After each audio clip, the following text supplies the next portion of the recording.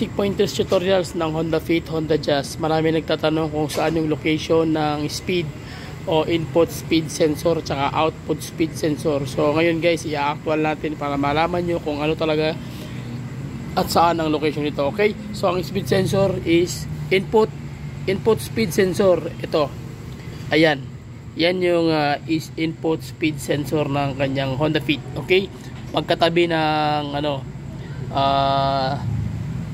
gauge ng kanyang ng dipstick gauge. Okay, so asa naman banda yung nakalocate yung output speed sensor. So ito siya guys, ang output speed sensor. Ayan oh.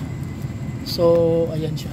Okay, so yan na yun. Ito, yan ang location ng output speed sensor. Pag tinanggal mo siya, same lang sila ng itsura. Yung speed sensor ng input tsaka ng output speed sensor, same lang. So may nagtanong naman, saan naman yung bulb body ng unit. So ito po yung bulb body assembly. So ayan siya guys, yung bulb body o yung pressure switch sensor solenoid. So nandito yung location.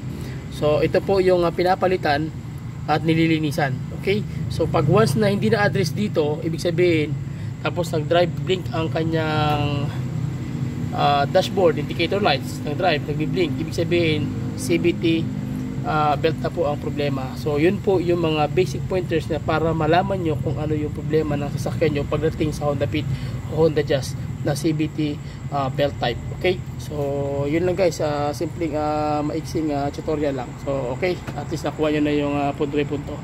Sige, bye bye.